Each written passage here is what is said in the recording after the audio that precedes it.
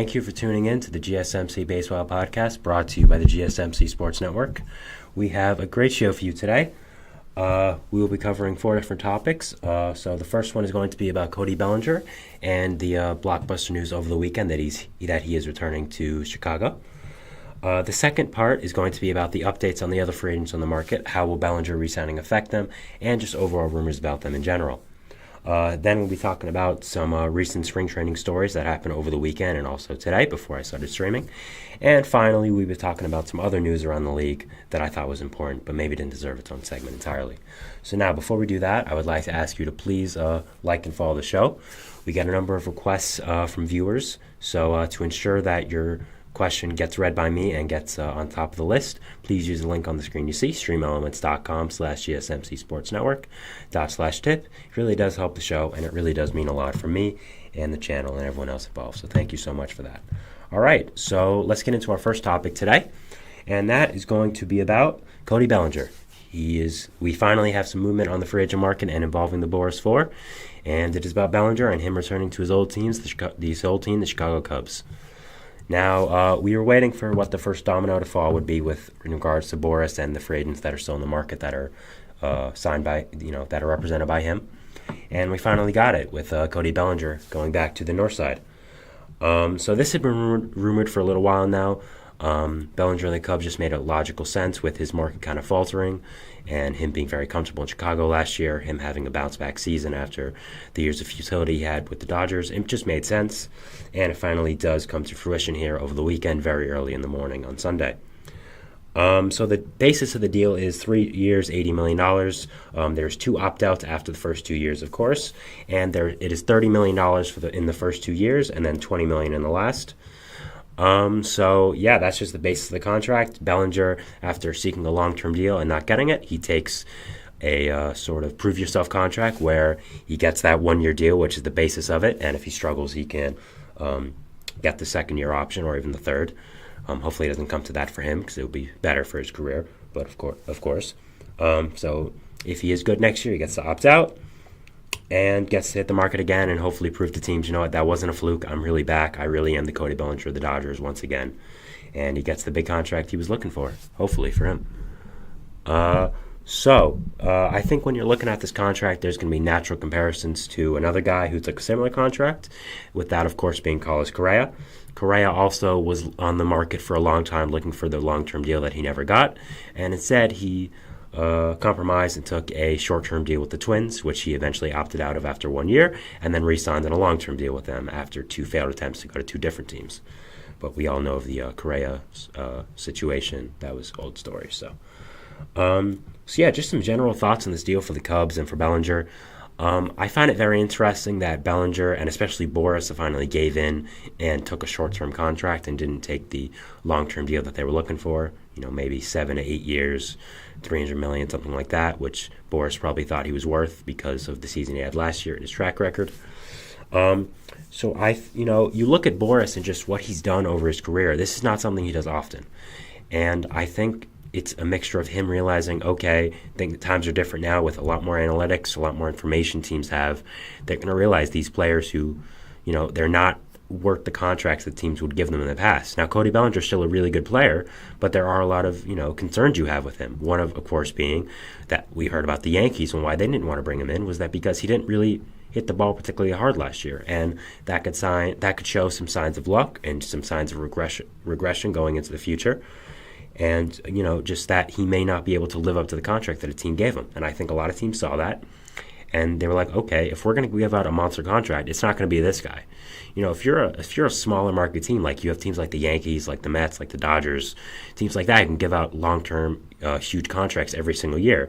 But if you're, more of a mid-market team or something like that, that necessarily isn't a small market, but isn't, a New York or an LA, you maybe give a big long-term contract to a superstar once every 5-6 years, something like that. And I don't think teams wanted to give it to Bellinger. I don't think they thought him as that kind of guy.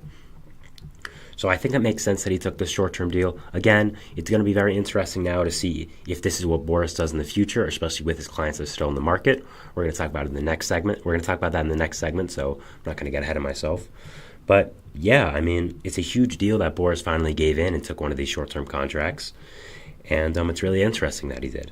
So now, just looking at how this deal makes sense with the Cubs, again, I think this is what was going to happen for a little while now. It kind of just made sense with all the rumors and where everything was going. There were some rumors a few days ago that he had signed with the Cubs. Obviously, those turned out to be true because he's now signed with the Cubs. So congrats to that person who got a very random scoop. Yeah, I think it's a good move for the Cubs because obviously Cody Bellinger is a very good player. We can talk about all the things about him regressing in the future and all that kind of stuff. But as of right now and where he is a very good player, and I think any team would be lucky to have him on their team. I don't think anyone's really disputing that. And just the fit for the Cubs, I think it does make a lot of sense. Bellinger has a lot of versatility, which I think is something that a lot of players on the Cubs do have. You have guys like Michael Busch, like Christopher Morel, like Seiya Suzuki, guys who can play multiple different positions and don't really have a set position, can kind of move around the infield or the outfield a little bit. And I just think it's going to be very interesting to where Cody Bellinger does play. I'm assuming he's going to play at first base because of someone I've talked about a lot on the show who I'm really a huge fan of, and that is Pete Armstrong. He is looking to be the future of center field for the Cubs, and I don't think they're going to block him with Bellinger, who might be a short-term deal. Bellinger obviously has played first a long time in his career. He's kind of moved around with first and the outfield spots, and it makes a lot of sense for him to play at first. The only problem I see with it is you're kind of taking away a lot of his value by playing him at first because he is such a great defender in center. But I think Pete Armstrong, again, is the future of that position for the Cubs, so it don't really make sense to put Bellinger at first. You put Bellinger at first, you probably move Michael Busch to DH. You now have Christopher Morel at third. You have Nico Horner at second. Dansby Swanson at short. Yan Gomes, Miguel Amaya at center. You have, of course, Pete Armstrong, who I believe will be on the opening day roster at center. You now have Seiya Suzuki and Ian Happ in the corners. And I think that's a really great lineup. I mean, adding Bellinger, of course, adds another great bat to that lineup. You have the flexibility now to move Michael Busch or even Seiya Suzuki or someone like that to DH. Maybe you can rotate with those guys, him, Christopher Morel, Seiya, to give him days off and try to hit very well. So I think this Cubs lineup is pretty much set. I think they could upgrade at third base specifically, which we will talk about again next segment. I think that's really the only thing. But right now, I think the Cubs lineup is really set. I think it's a pretty nice lineup. And I think the Bellinger deal really helps. He was obviously very comfortable in Chicago last year with the season he had. He obviously likes it there if he is coming back. And I think it makes a lot of sense for Bellinger to go back, and I think it's a really good fit for both player and team. Now, I think the contract's a great fit as well. So like I said, I think Bellinger is a very good player, but I just don't know how he factors into the Cubs' long-term plans simply because of Pete Armstrong and because of all the young bats they do have. So assuming Bellinger has another great season, which I don't think is a certainty, but I think it's likely because he is a good player, he opts out of that $30 million. He gets a big long-term contract from another team and moves on. And the Cubs now easily can put Pete Armstrong back in center and stay in center. You can have Michael Busch be your first baseman, assuming he works out there. Christopher Morel can play third. You can keep Seiya in the corner, and you can add a full-time DH or something like that. Maybe even go for a long-term bid for a guy like Juan Soto next year. I mean, if Bellinger opts out, you have a lot of financial flexibility, so I think that would make a lot of sense. So I think it made sense for Bellinger to come back, especially on a short-term contract. I'm sure that both him and the Cubs are hoping that he has a great season and can opt out. And if he does struggle, he now has that fallback of, okay, I'm going to get $30 million next year, and then I can opt out next year if I rebound. And if he doesn't, he gets $20 million. But if he continues to struggle, we'll probably ask about his long-term future in the league after that. But if he does struggle, the Cubs still aren't on the hook for that much. It's only 3 years, and it is a lot of money. But at the same time, I do think Bellinger's floor is a bit high for most players just because of how good his defense is. Now, again, that changes a little bit because he's probably not going to be playing center, but he's still a really good player, as I've said multiple times now, and it's a good deal for the Cubs to bring him back. You had a big splash earlier in the offseason with Craig Counsell bringing him into as manager, and you hadn't really done anything after that would be considered, kind of matching that up as your big splash. You brought in Shoto Imanaga, who is a good player, but now again, not like a superstar you're going to build around, and had some, questions about his contract and physical coming over from Japan.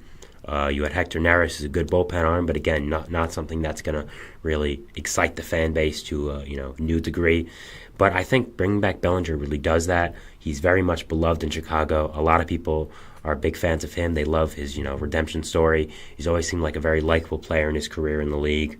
So yeah, I think it's a good move for Bellinger and the Cubs to bring him back. And I'm very excited to see what happens. Again, I think this is a really nice lineup. I think adding a big bat to the middle of the order made a ton of sense, and I'm glad it was Bellinger because obviously he has a relationship with the Cubs and the fan base, so it just made so much sense. So yeah, I'm looking forward to watching the Cubs. This doesn't move them, in my opinion, to the number one team in the NL Central. To me, that's still the Reds, just because of all the amount of young talent they have on that team. The bullpen was added to with one of the best closers in baseball. A really good starting rotation that they added to. But I think the Cubs are definitely in the mix for a wild card spot. And, if you're a Cubs fan, you haven't really haven't had a winning season that was significant in a little while since that World Series run. You've had some nice games, some nice wins, some nice playoff games, but nothing really to, you strung together. So maybe this is the year for the Cubs, if not, I definitely think they still have a future going for them. They still have a lot to work with. You have building blocks of guys like Dansby Swanson, like Nico Horner, like Seiya Suzuki, like Pete Crow Armstrong, like Ian Happ. Justin Steele almost won the Cy Young last year. So the pieces are there, and I think it's just adding stuff around the edges, and I think Bellinger is definitely a very significant piece to add to that. So again, I really like the move. I think it made the most sense for Bellinger where he was in this market because there wasn't really a clear team that could have brought him in other than the Cubs. You had teams like the Phillies who were mentioned, the Angels. They were mentioned, but they were kind of awkward fits that you were kind of forcing just to get a big player on your team.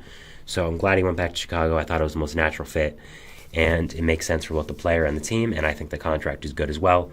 So I'm happy about that. Again, I think the Cubs are going to be a really good team, but I'm not sure if they're going to be top of the NL Central now. You look at this division, as I've said multiple times on this episode and other episodes as well, I'm very high on the Reds. I love that team. I love all the young amounts of talent they have. I'm really excited to watch them, so I would still have them first. The NL Central is a very strange division because there's not really a standout team, but none of the teams in that division are horrible. They're definitely not horrible. You have, other than the Cubs and the Reds, you have the Pirates who, people might just look at and, not really take seriously because they're the Pirates and they've kind of had this reputation for a little bit. But they have a lot of good young talent that's coming into this roster. When you're really bad for a really long time, young talent's bound to come in, and that's what's finally happening. You have guys like Paul Skeens who are going to come up probably in the majors this year. A guy like Henry Davis was the first overall pick.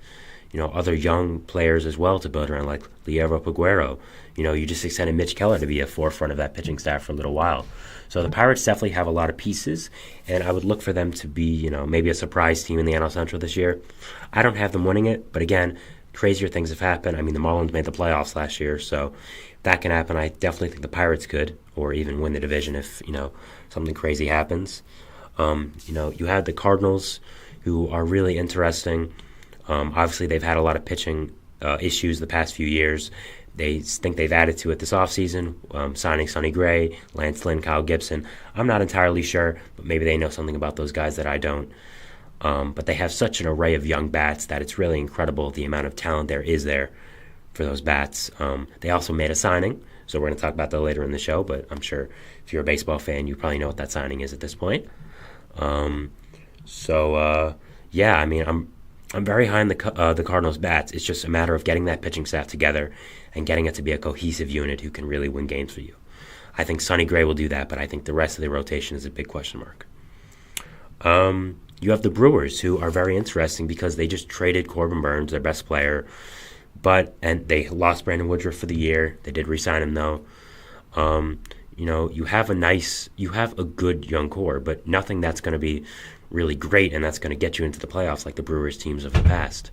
So I'm very interested to see what happens with the Brewers this year, if they become a full rebuilding team or retooling or even compete. I doubt that, but again, crazier things have happened. So I'm really looking forward to the NL Central this year, and I think the Bellinger signing really just pushes that ahead to my interest level and what's going to go on. So, yeah, that's our first segment, talking about Cody Bellinger of the Cubs, some market movement finally. So, yeah, I'm really excited to see what happens with that and see what happens in the future.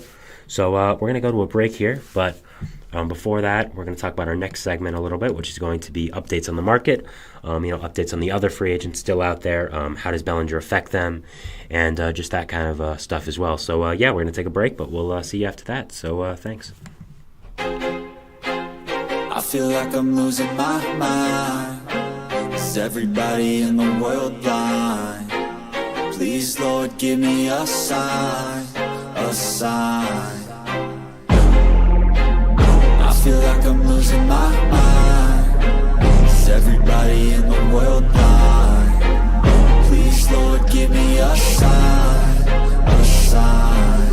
I wanna be the greatest. Everybody on the fake shit. I look around and feel like everybody is the fakest. I make this every day and I'm impatient, hoping one day I blow up from the basement. Statement, the top is so vacant. I don't hear shit that I think is amazing. Waiting for my day when I'm playing sold out shows for 1,000 faces. Hey, give me that crown, get in my way and to be put down. It ain't your place, all this my town. If I want that shit, then I'll get it right now. I'm losing it, the noose it fits. I'm losing shit, a stupid myth. You choose to live or choose to dip. You choose to fight or lose your grip and lose a gift. I feel like I'm losing my mind. Is everybody in the world blind? Please, Lord, give me a sign, a sign. I feel like I'm losing my mind. Is everybody in the world blind? All right, we're back here on the GSMC Baseball Podcast, bringing you our second segment. But before we do that, I would like to ask you to please like and follow the show. It really does help. Again, the link on the screen, streamelements.com/GSMC Sports Network/tip.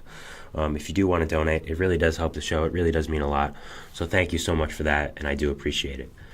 All right, so we're going to go to our second segment here, which is going to be involving Cody Bellinger and the Cubs and what's going on with that. And it is updates on the free agent market. We talked about this a lot. At some point, it seemed like the free agent market would never move, but it is moving now. Obviously, Bellinger signed, which is the first big domino to fall, so I think it could lead to some more signings. We've obviously had a lot of news over the weekend, actually. Again, those are going to be that's going to be our segment 4, and we're going to talk about a lot of moves, so be prepared for that. But yeah, I mean, Bellinger signing, I think, opens the floodgates for everyone else to sign. I think it maybe brings Boris back to reality a little bit and seeing, okay, you know what?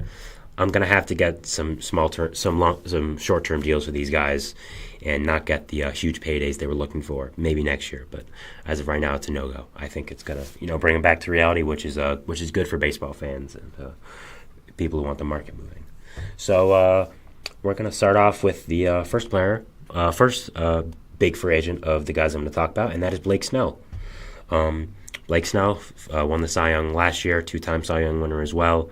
Had an amazing season with the Padres, of course. I mean, I just said it, he won the Cy Young. So, yeah, what's been going on with him is, so first, Jeff Passan said on ESPN that he believes it's probably the Angels or Yankees, I don't know why I said Twins, sorry about that, for Blake Snell, that's where he's probably going to go. Which we've known that for a little while now. Those are the teams that have been most rumored, so I think it makes a lot of sense. Then Jack Curry, who is one of the most reliable Yankees guys for reporting, rebutted that and said he believes it's Snell to the Yankees unlikely on the spring training broadcast. So that adds a little more to it. So I think it's very interesting to wonder where Blake Snell is going to go. I think you have to look at this point is he going to take a short-term deal?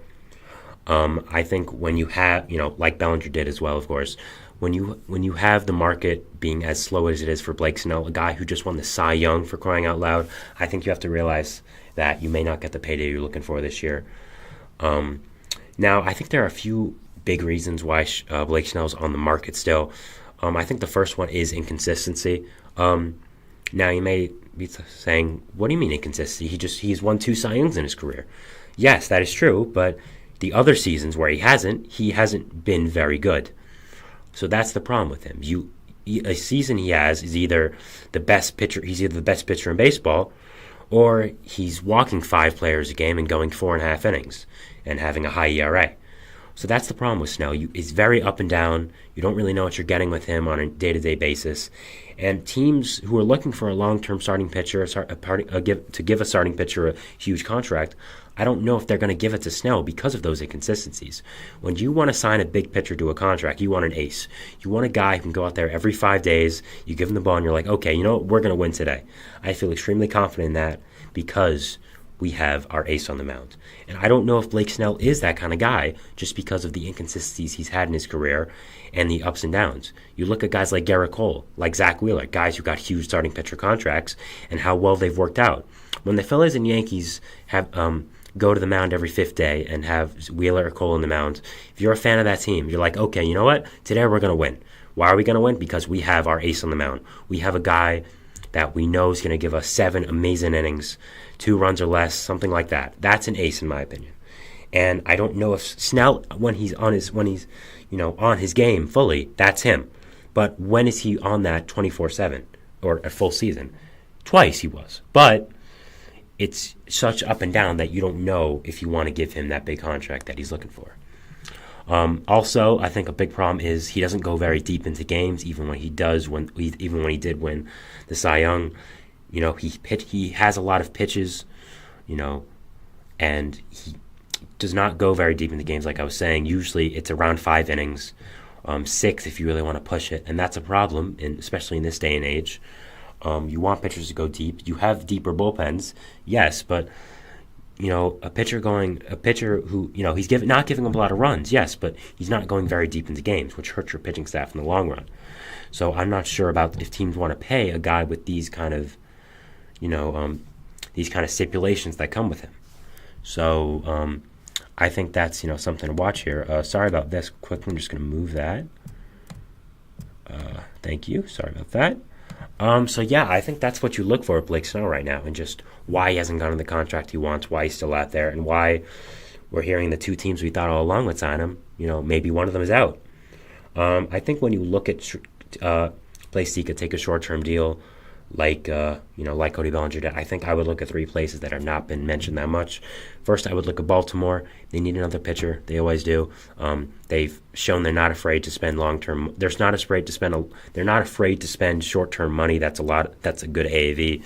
Like Kimbrel, they signed him for 1 year, $13 million. They traded for Burns, who was on a 1-year contract and owed a good amount of money. So if Blake Snell wants to take a 1-year deal, why not go to the Orioles, a team that won 101 games last year? You can make them the favorites in that division. Try to go for a world championship with them, a team that can definitely win it with the team they have. You ace that pitching staff, you bring that team back to relevancy, and you hit the market next year and get your big payday. I think that can make a lot of sense. They have the money for it. The Phillies make a lot of sense. They've been mentioned with Snell, but they haven't really been wanting to give a long-term contract. They have some pitching problems when you go down the road with them. Taijuan Walker has now lived up to that contract, and I think bringing in Blake Snell could give you probably the best rotation in baseball. I mean, Wheeler, Snell, and Nola, that's just an absolutely insane top 3. And if Snell does good, maybe you re-sign him next year and let Wheeler walk if there's some issues with the contract extension. So I think you have to look at that, especially when you're looking at pitching conditions for the Phillies. You have to look at, the Zach Wheeler situation next year and, that fact that his contract is up. So I think those make sense. And also the Mariners. We have to mention the Mariners because he is from Seattle, and he reps Seattle very hard in his social media and his personal life.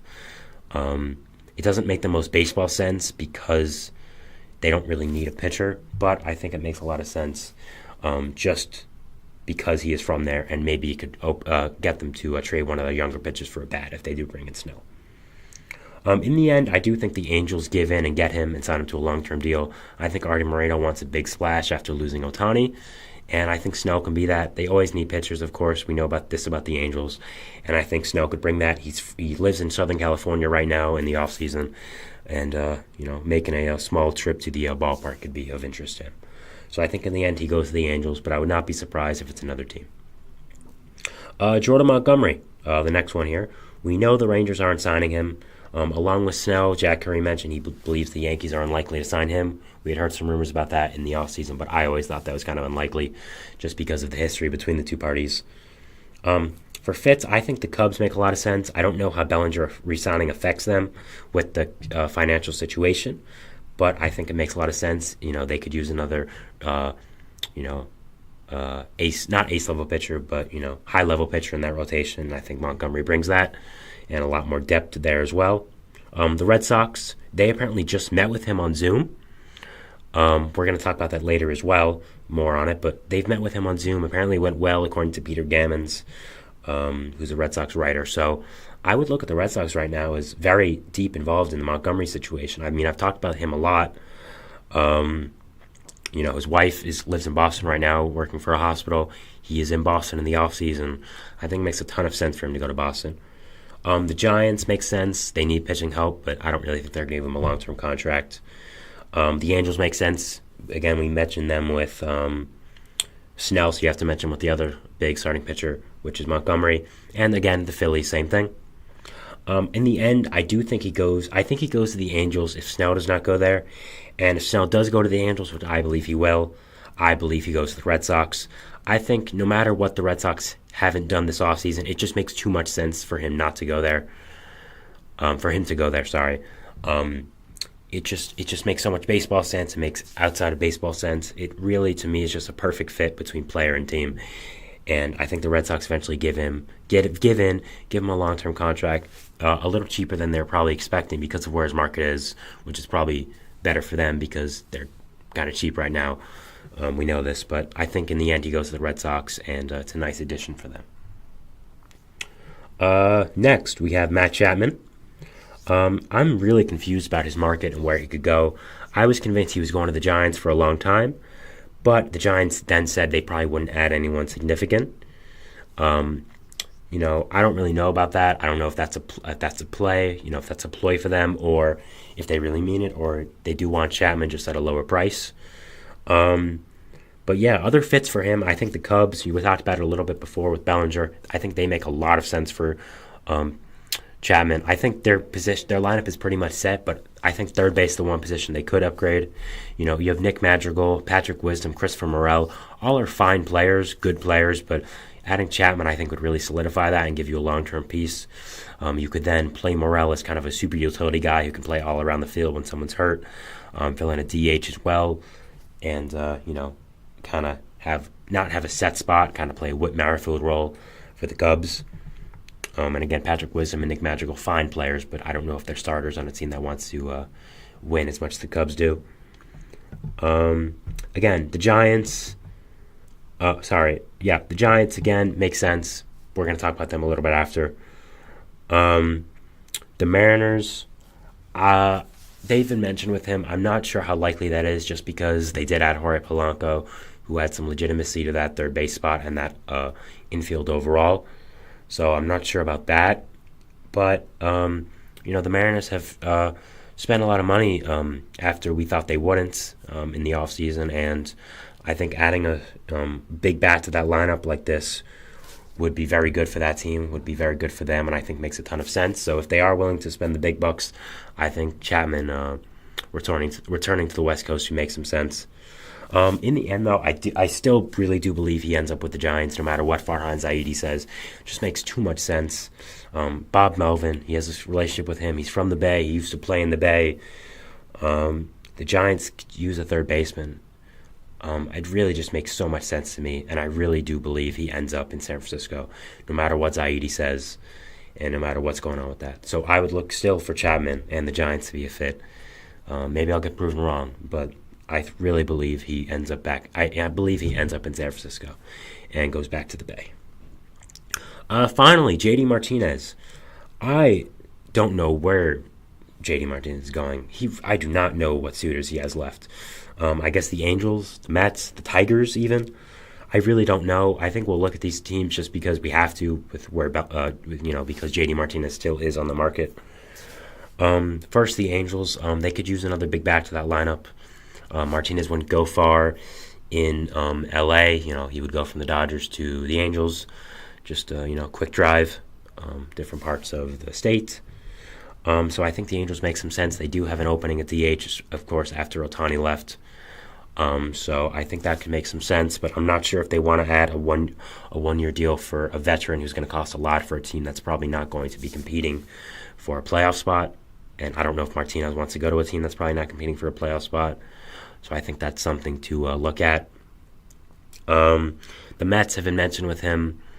I think they still want to give looks to Mark Vientos and DJ Stewart at the DH spot. But if both of them really struggle in spring training and Stearns doesn't see much out of them and JD Martinez is still lingering on the market and they can get him at a discount, I think it's possible the Mets pounce on that. But I think if they really wanted Martinez with where its market's at, they probably would have gotten him a little while ago. So I wouldn't look at Martinez and the Mets as rather likely. Finally, there were some rumors going around about the Tigers on social media, just some fans speculating. But I wanted to mention it because I thought it was interesting. Obviously, he played for the Tigers for a long time, so it'll be homecoming for him. The Tigers are trying to win. I think we've seen that with their offseason moves. Jack Flaherty debuted with the Tigers today, had a good start as well, so that's something to mention here, I guess. But yeah, maybe they don't think Kerry Carpenter's ready to step up in that full-time DH role. Needs a little bit more seasoning, either on the bench or in the minor leagues. You add JD Martinez, you add a legitimate middle-of-the order bat to that lineup. I think it can make a lot of sense, and Martinez maybe wants to come back to Detroit, maybe enjoyed it there, and wants to have a nice homecoming. So I think definitely that's something that could happen. It's kind of pure speculation right now, but I think looking at Martinez, we have to have pure speculation because I really don't know where he's going to go right now. I'm very perplexed at what his suitors are and where he is going to end up going. So yeah, that's our second segment, just talking about updates on the other free agents on the market after Bellinger left. We're gonna go to our third segment here, which is going to be talking about some spring training stories, some stuff that happened over the weekend and before I started this show as well today. So yeah, we're going to talk about that, and we'll go to a break, but then we'll go to our segment 3. So thanks.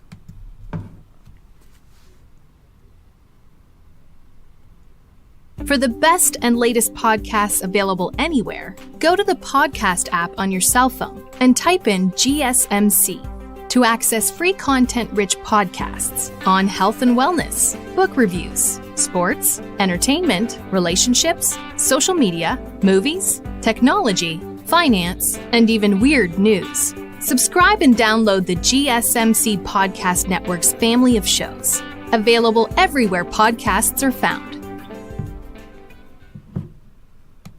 All right, we're back here on the GSMC Baseball Podcast, bringing you our third segment.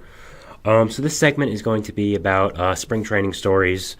Obviously a lot more spring training games have happened since I last streamed, which was on Friday, of course. So I'm just going to talk about some notable stuff that happened, some stuff that I thought, was interesting. Let's get straight into it. So the first one we have to talk about is Juan Soto. He hit his first home run with the Yankees. It was an opposite field bomb, just an incredible shot. I mean, this is Juan Soto. We all know what he does. Him in the pinstripes is not going to be fun to watch as a fan of baseball because most fans of baseball do not like the Yankees. That's just a fact. Juan Soto's going to be really good. He's really, really good. He's a really good player. This is not saying anything new. I think this first home run here with the Yankees, he also hit a double today with the Yankees scoring in 2 before I went on live stream, so that was something interesting as well. I think it's just a preview of what's going to go on this year with Soto and the Yankees. I think Soto is going to be very determined to get the huge contract he deserves in the offseason, so I would look at him as a firm MVP candidate his first year in the AL. I'm very much watching him. He is probably going to be one of my AL MVP candidates, but we'll talk more about that whenever I do my show on that. I guess the awards one. So yeah, I think Soto and the Yankees, great fit. Really looking forward to what he does in a Yankees uniform and how he maybe gets the big bad Yankees image back and what he does there in the Bronx. Next, we had Mitch Haniger in his first at-bat in his second tenure with the Mariners after being traded there from the Giants earlier this offseason. Back there, I should say. He had a home run, so that's really nice for him. I know he was a fan favorite in Seattle when he did play there. Getting traded back there was nice. That was a fun storyline. That was a good addition for the Mariners as well. He struggled a little bit in San Francisco, battled some injuries. But I think he's more comfortable in Seattle. I think the Mariners need another big bat. And I think Haniger, when healthy and playing to his fullest potential, does bring that. So I thought it was a good move by the Mariners and Haniger. Both nice to go back there. I'm looking forward to seeing what he does in the middle of that Mariners order this season. Obviously, Julio's the face of that franchise, so building around him with solid pieces like Haniger makes a lot of sense. And I'm looking forward to what he does in Seattle and what's going to happen there. Next, we have William Contreras with the Brewers. He homered in his first at-bat with them. He is, of course, hoping to build off a strong season in his first year with Milwaukee last year, was an all-star, became one of the faces of that franchise, became their franchise catcher / DH. Is a really, really good player, was very good with the Braves, and then they traded him for some reason. I guess because you got John Murphy, but I still wouldn't have traded him, but that's a different point for a different day. William Contreras obviously looking to build off of his strong season with Milwaukee last season, and I think this home run is a nice start. I'm looking forward to what he does, and how his season progresses, and if he can build off it. James Wood, not the actor James Woods, James Wood, the baseball player. Obviously was one of the top prospects in baseball. Is a giant human being. I'm very high on him with the Nationals. I think he's going to be a great, great player for a long time. There's a reason the Nationals got him in the first Juan Soto trade. Can you believe that? Juan Soto's been traded twice in his career, and he's 24, and he's about to be a free agent. Crazy career, but that's a different story. Anyways, James Wood, 2 home runs in 2 games with the Nationals. One of the top prospects in baseball, looking to come up with that young core in D.C. and kind of be a big part of it. Add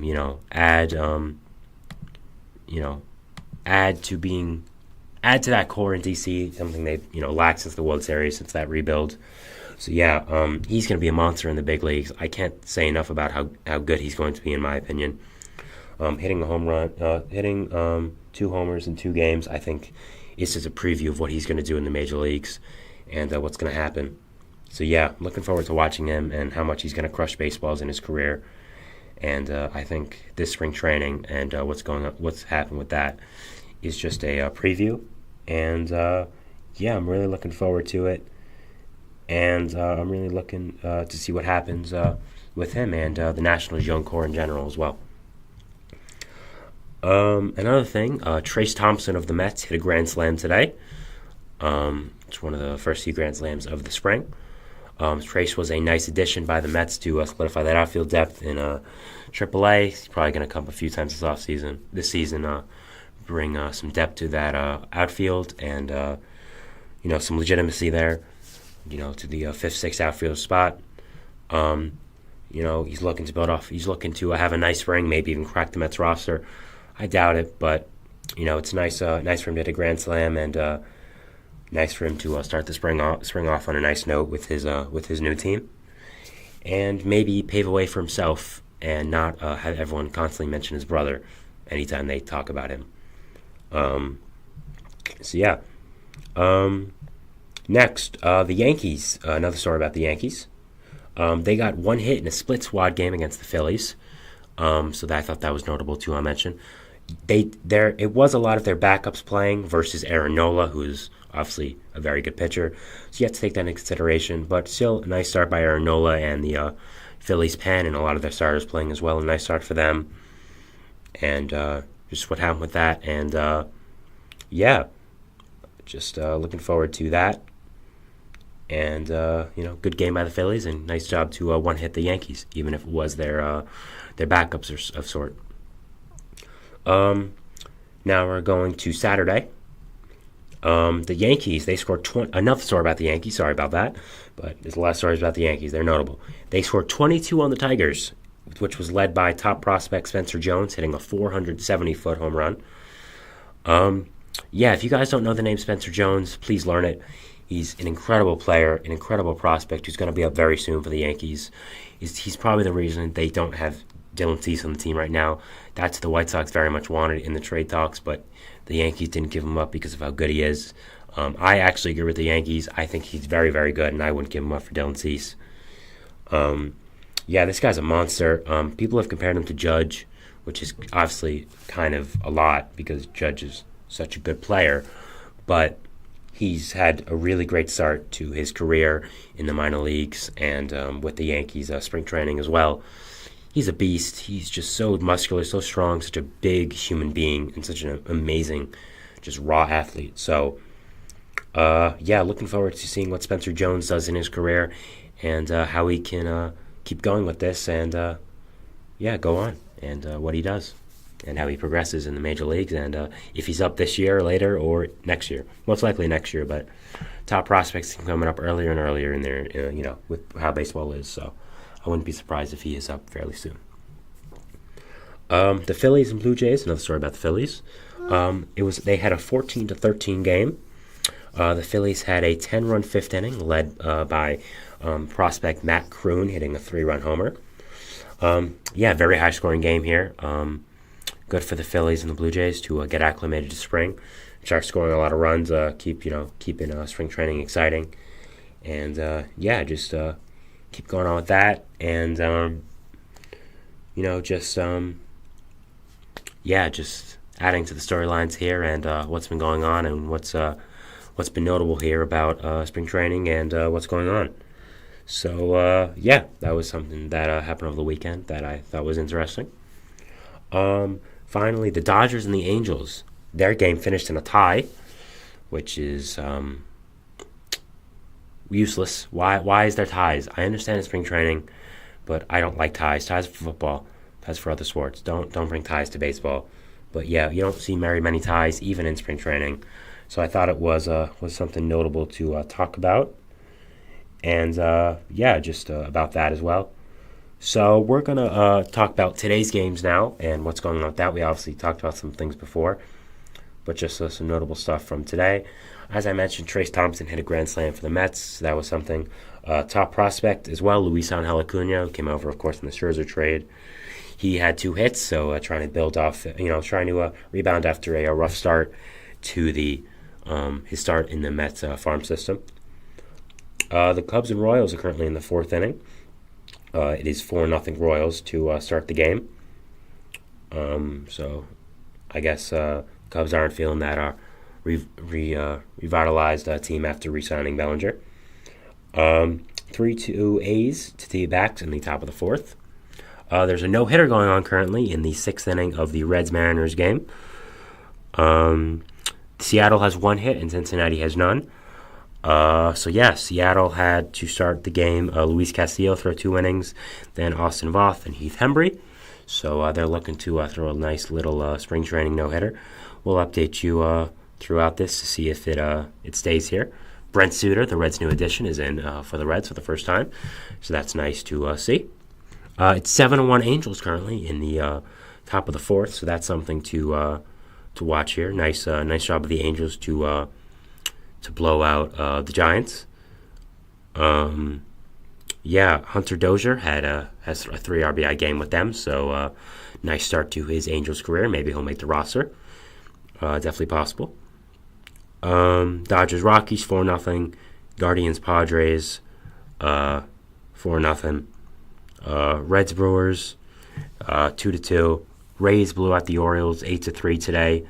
So that's something nice if you're a Rays fan. And of course talked about them before, but the Yankees they beat the Twins. Sorry about that. They beat the Twins 9-2, starting off a strong spring for them with their new additions, like, of course, Juan Soto. Marcus Stroman over the weekend did not pitch very well, but he's still getting acclimated to the Yankees, so I wouldn't worry about him as much. I think there's a lot of emotions with Marcus Stroman. Coming back to play for your hometown team always is a big deal, and I think garners a lot of emotions in people, as it should. It's a big deal, and I think I wouldn't be too worried about Stroman if I was a Yankees fan. I think he'll be fine. And still not a huge fan of the signing, but I wouldn't be too worried about his slow start with the Yankees and what's going on with that. So yeah, that is our 3rd segment here. We're going to take a short break, but then we're going to bring you our final segment, which is news around the league. Again, news stories I want to talk about, but didn't think they were entirely notable to be talked about as a full segment. So, we're going to talk about that, and then, but first we're going to go to a break. So, we'll go to that, and thanks. See you after that. Bye.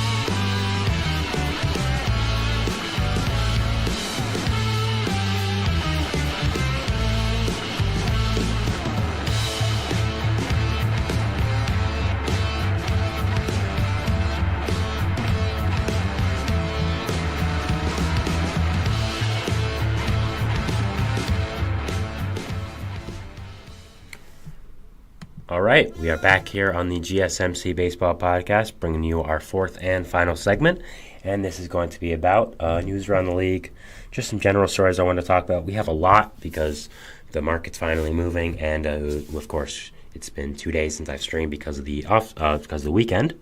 So let's get straight into it. Starting with a little light here, the Mets added Colton Ingram off waivers from the Tigers. This is a nice step move, I think, by the Mets. Added some lefty bullpen arm depth again to them, which they've needed for a little while now. I think was a good move.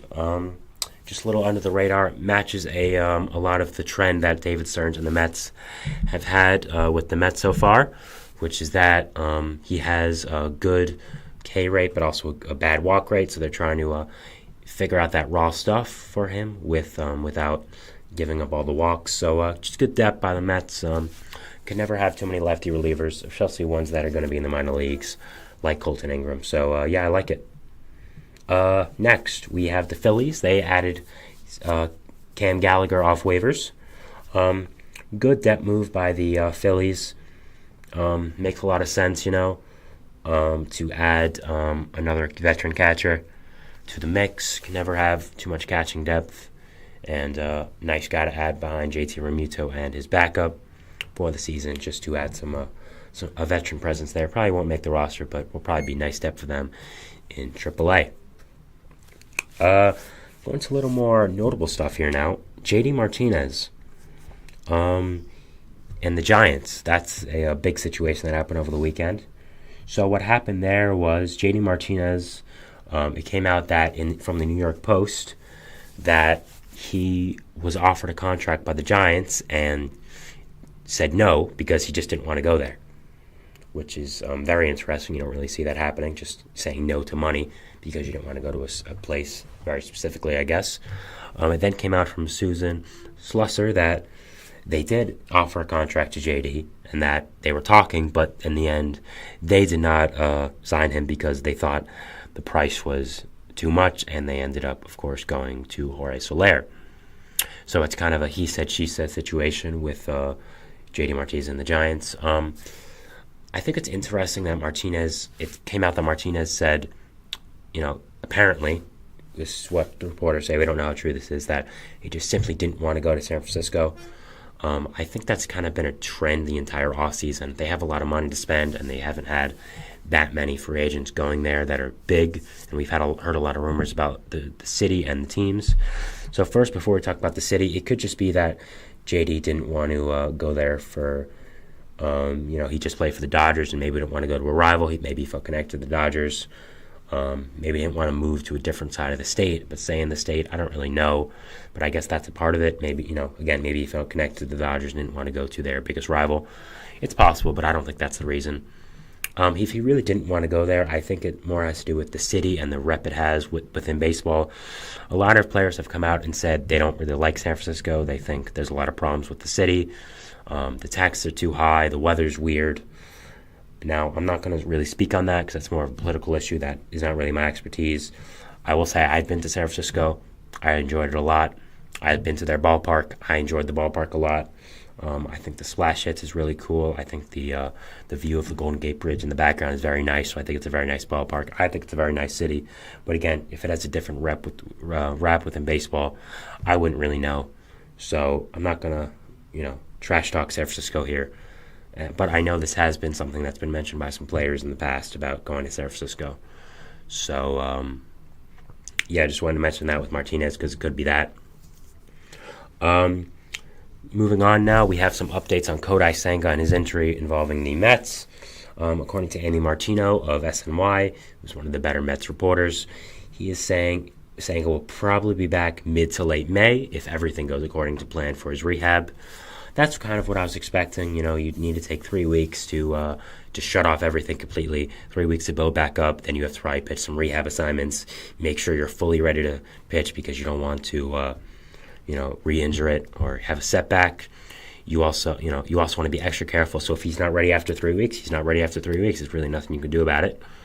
So I think that's something you have to look for. But yeah, I think mid to late May makes a lot of sense for the Mets and for Senga's injury. Obviously the Mets need him back as soon as possible, but he's still in a contract for a few more years, even with the opt-out. So I think preserving his long-term health should be priority number one for the Mets. And definitely don't rush him back, especially in a year where you're not trying to necessarily win the World Series. You're definitely trying to compete if you're the Mets, but you're not trying to go all out and win the World Series. So I think it makes a lot of sense to be cautious with Senga and not rush him back like you maybe would if you were in the playoffs or trying to go all out for a World Series. Like this was your last year for it. So Brian Mata of the Red Sox, he hurt his hamstring. He was in the mix for the Red Sox bullpen job. Would have been a nice addition to them. Was a prospect for a long time with them. Kind of, sizzled out a little bit, but still has some nice raw stuff. I think would have been a nice addition to the Red Sox bullpen. His hamstring hurting. I don't think it's a big blow to the Red Sox bullpen, but I thought it was notable. A nice young arm with some good stuff. That probably would have been a good bullpen arm. Hopefully he comes back from this. Hopefully he lives up to his potential and pitches good for the Red Sox and can be a good addition to that bullpen and what they're trying to do there in Boston. Next, Carlos Santana. He talked about to the press how he wanted to go back to the Pirates before going to the Twins, which is very interesting. Obviously, he did not go back to the Pirates. He signed with the Twins.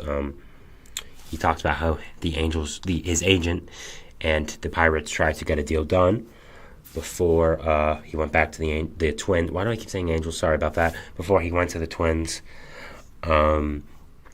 But nothing finished, and he's happy with the Twins.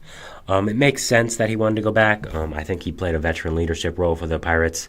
Looked very happy when he was there as well. I think he made a lot of sense for that young team, bringing in a veteran first baseman. Obviously, they brought in a different first baseman in free agency with Rowdy Tellez. So I think that probably ended any chance of him going back to Pittsburgh. So I'm not really surprised he didn't. Santana and the Pirates just obviously didn't fit, but I think he's a good fit for the Twins. I think brings a good amount of late-game pinch hitting, brings good depth to that Twins bench and that first base spot. So, I'm looking forward to seeing what he does with the Twins and what his role ends up being. Garrett Cooper, he signed with the Cubs on a non-roster invite deal. Some nice depth to the Cubs for the first baseman position. Obviously, we don't know about Bellinger, if he could be playing there or not.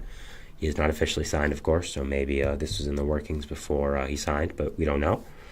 I think him going to the Cubs, nice move for the Cubs to get some depth in there, get some depth involved with that team, and add a nice player to that. So, nice deal by the Cubs to bring back Garrett Cooper.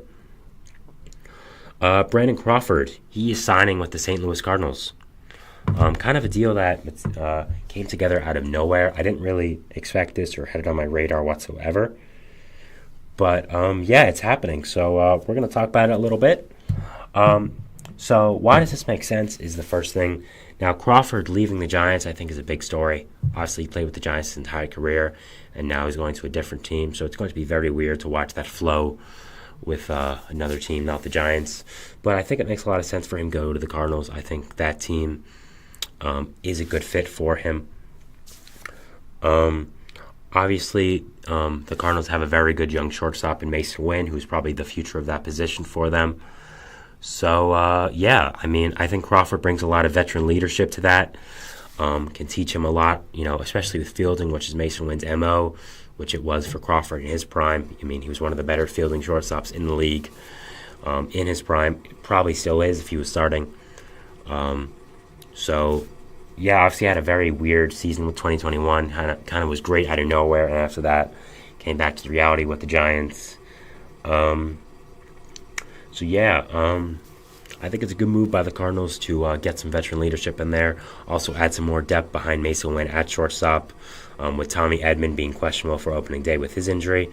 The Cardinals do get a rap of signing old veterans to contracts past their prime. They just did it with Matt Carpenter this offseason, but of course he was a Cardinal for a long time, so I think it's more of a homecoming storyline situation. But I still think it's a good move by the Cardinals to bring in Crawford. I think it brings in some nice veteran depth behind Mason Wynn, the youngster. And I'm really a big fan of it, even though it wasn't on my radar. I think it was a good move by the Cardinals. And is a nice move by both. And looking forward to watching what Crawford's role comes out to be in the Lou. Next, Ohtani. He is going to be having his Dodgers debut tomorrow. It'll be when we're on stream most likely, so if he does get up on stream, we'll talk about it then. It's at 3:10. But if not, and he goes up before, I'll mention it at the top of the show, just a little bit about what happened and what he did, and if he does go up to the bat again during the show again, we'll talk about it tomorrow. But again, that's something for tomorrow, but it was definitely notable. Obviously it's the biggest signing in MLB history and probably sports history as well, him going to the Dodgers. So him making his debut is definitely a storyline I want to talk about tomorrow, and I want to mention it today and preview it today. And finally, we're going to talk about the big trade that just happened, which I wanted to say for last. Manuel Margot, he was traded to the Twins for prospect Noah Miller, who was the 39th overall pick in the 2021 MLB draft. This signing allows the Dodgers financial flexibility and bench flexibility to bring back Kike Hernandez. So let's talk about this a little bit. So Margot was obviously just recently acquired from the Rays in the Tyler Glasnow trade. Figured to be a platoon bat with Jason Hayward in the outfield and brought a nice fourth outfielder presence for them. I didn't expect him to be traded, but obviously baseball, a lot of things you don't expect to happen do happen. I think it's a good move for the Twins, just going to them first. I think it's a nice outfield depth move for them. Noah Miller, kind of struggled with the Twins to start off his career, but if anyone can fix him, it's the Dodgers. So I think it's a good move for both teams. Dodgers shed some salary, bring back a player they obviously like in Kike Hernandez, which it's going to be his third separate stint with the team. And you trade Margot, you get rid of some $12 million on the payroll, which probably isn't a lot in the long term, in the grand scheme of things for the Dodgers, but it's still a lot of money, so I understand why they wanted to get rid of it. Good move by the Twins, I thought. Good move by the Dodgers to bring back Kike Hernandez, obviously a super utility guy who's going to help you in a lot of ways for that team. He's obviously very familiar with the Dodgers organization and the players there. Andrew Friedman obviously loves him, and he's a very smart guy, so I wouldn't really doubt anything he does.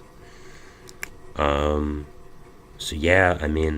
forward to seeing that. It was very interesting because Kike Hernandez was down to 4. We knew he was going to sign soon. It was actually part of this that he was going to sign soon in my other news around the league, but then obviously this happened about an hour before I went live, so I improvised.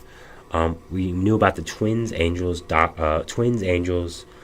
Padres, and the Giants being finalists for him. We thought he was going to go to one of those teams, but instead he goes to the Dodgers. So it all came together very quickly, as Ken Rosenthal said in a tweet about him and the Dodgers. Margot was suddenly scratched from the lineup, so I think that shows just how quickly this came together.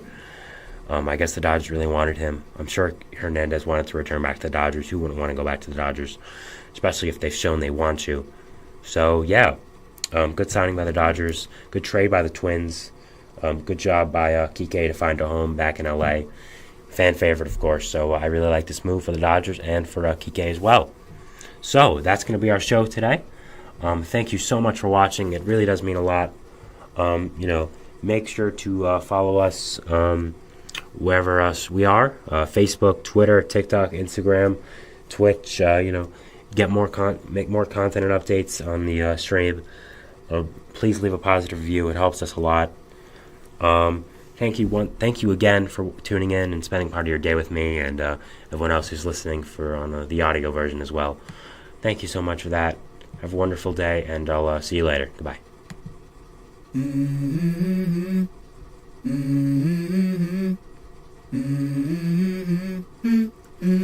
Let's go. I wake up to a little bit of drool on my pillow, feel like it's gonna be a bad day. Yeah, I'm tired of shit, and the coffee ain't hit yet, damn, ain't that great.